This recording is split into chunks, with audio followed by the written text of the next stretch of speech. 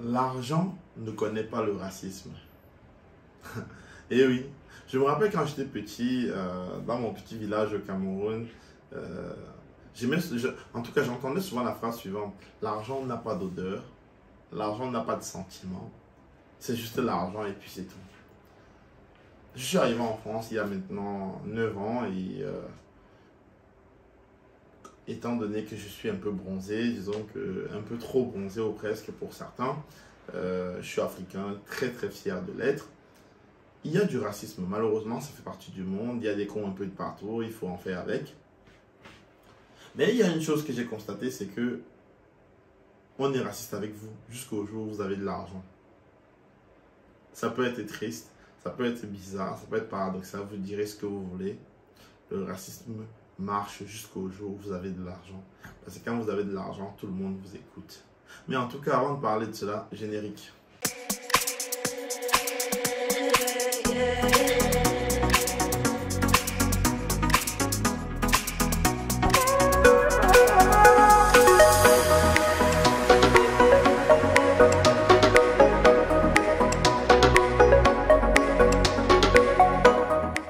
Hello les amis, j'espère que vous allez bien. Bienvenue sur Un Joueur Métier, je suis Herman Katé. Ici on parle d'orientation, de reconversion, de digital. Bref, on parle de tout ce qui est lié à l'épanouissement de la jeunesse en général.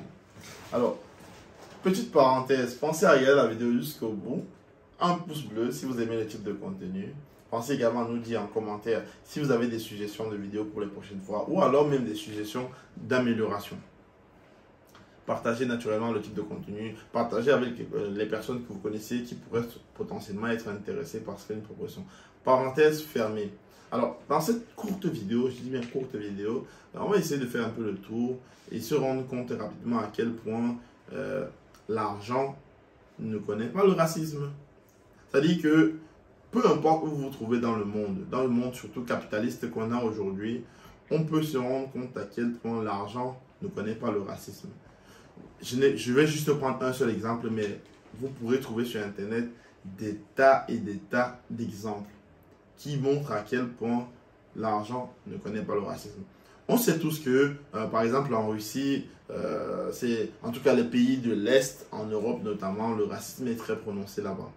Et pourtant, on a quelqu'un comme le grand Walter le Russe, qui a suffisamment d'argent, qui a beaucoup d'argent, et qui ne connaît pas le racisme, pas du tout, non, pas du tout, parce qu'il a de l'argent, parce qu'il tient, parce qu'il a, on va dire, c'est un maillon important de l'économie, notamment de l'économie russe dont on est en train de parler, et du coup le racisme n'existe plus. S'il veut acheter une maison, s'il veut acheter une voiture, s'il veut louer une maison, les agences immobilières sont prêtes pour lui louer cette maison. S'il veut acheter quelque chose, tout le monde se met à ses pieds pour lui vendre cette chose parce qu'on sait qu'il a de l'argent. S'il veut, je ne sais pas, aller dans un parc, aller acheter une Lamborghini ou j'en sais rien du tout. Peu importe ce qu'il veut faire, tout le monde se met à ses pieds pour le lui proposer. S'il veut privatiser un endroit, il va le faire de façon naturelle parce qu'on sait qu'il a de l'argent, qu'il a un impact sur l'économie. Revenons en France. Par exemple, on sait qu'en France, le culte de l'argent, c'est un vrai problème, c'est un vrai tabou. Sauf quand on l'a vraiment. Parce que quand on regarde Maître Gims, on ne peut pas dire que c'est vraiment le gars qui se cache avec son argent. Non, limite, il s'en fiche de tout le monde. Mais comme il a l'argent, il est très talentueux. C'est bon, ça passe. Il n'y a pas de souci. On va l'aimer comme ça. Parce que quoi? Il a de l'argent. Le racisme, ça disparaît. On chante son nom de partout. Parce que quoi? Il a de l'argent. Vous pouvez être noir, jaune, bleu, rouge, vert, ce que vous voulez. Tant que vous avez de l'argent, on vous respectera. Le racisme disparaîtra. Parce que vous parlez la langue que les gens... Parce que vous parlez une langue que tout le monde comprend. Et d'ailleurs, on pourrait se poser la question suivante. Pourquoi est-ce que c'est là? En réalité, c'est juste que pour les personnes qui ont constaté un peu, pendant la Covid, l'économie était en arrêt. Parce que l'économie occidentale, qui est très capitaliste, fonctionne essentiellement quand l'argent est en mouvement. L'argent a besoin de se déplacer. Or, étant donné que les personnes étaient en arrêt, confinées pendant la Covid, on s'est rendu compte très rapidement que l'argent était arrêté, l'argent ne circulait plus. Et donc, les États, les sociétés, bref, l'économie était arrêtée. Et par conséquent, c'était un problème. Le système pouvait tomber. Littéralement, le système a subi des grosses chutes et pouvait tomber carrément. Juste à cause de ça. Et donc, quand vous êtes jaune, noir, peu importe, et que vous avez de l'argent, vous faites circuler de l'argent. Comment? Parce que vous avez des entreprises. Vous embauchez des gens. Vous faites à ce que ces personnes-là payent les impôts. Et donc, vous faites tourner le système. Si demain, on vous fait du racisme et que vous décidez de délocaliser votre entreprise, c'est un problème. Parce qu'il y aura des chômeurs.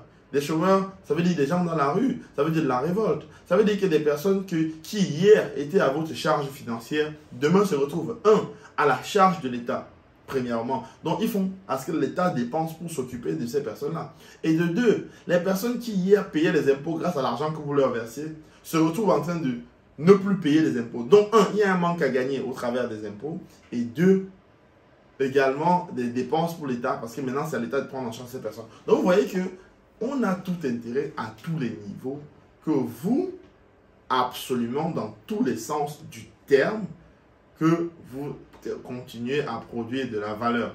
Le racisme disparaît. Le racisme disparaît parce que on se rend compte que finalement, on est raciste contre des personnes qui nous donnent à manger, qui nous donnent un travail, qui nous payent notre loyer, qui nous payent notre toit. La conception des choses change. Quand on a l'argent, on est respecté. Peu importe où on est, même si on est dans un endroit où il y a le Ku Klux Klan qui est maître, on sera quand même respecté. Parce qu'on est sur un pan important du pays. Parce qu'on a accès à des leviers très importants que parfois même les autochtones, parfois même les natifs n'ont pas la main dessus. Donc, si vous voulez que le racisme disparaisse, vous savez ce qu'il vous reste à faire. Cherchez l'argent. Ayez de l'argent. Et vous verrez que vous n'aurez plus besoin de passer partout pour demander oh SOS racisme, oh non à ceci, non à cela. Non pas pour dire que ces causes-là ne sont pas bien ou ne sont pas importantes. Là est un autre débat. Mais ce que je veux dire, si vous voulez lutter de façon efficace, vous savez ce qu'il vous reste à faire. Parce que de toute façon, le racisme est un business aujourd'hui, tout le monde le sait. C'est un business. Il y en a qui font exprès d'instrumentaliser cela afin qu'il y ait toujours un débat pour distraire les uns et les autres, afin d'éviter de parler des vrais problèmes. Donc, pour ceux qui suivent un peu l'actualité de façon objective, comprennent rapidement ce de quoi je parle. Mais bon, ce n'était pas la thématique d'aujourd'hui. Je tenais juste à vous faire cette petite vidéo afin que vous ayez un autre angle d'approche par rapport aux questions notamment raciales. J'espère que vous avez aimé le type de contenu, vous avez apprécié ce de quoi on a parlé aujourd'hui. Pensez à mettre un pouce bleu si vous aimez ce genre de contenu. Si vous voudrez également qu'on aille un peu plus loin dans ce type de contenu, la barre des commentaires là, dites-le nous et nous allons travailler dessus davantage. Merci d'avoir regardé, c'était Herman QAT. Ciao, ciao.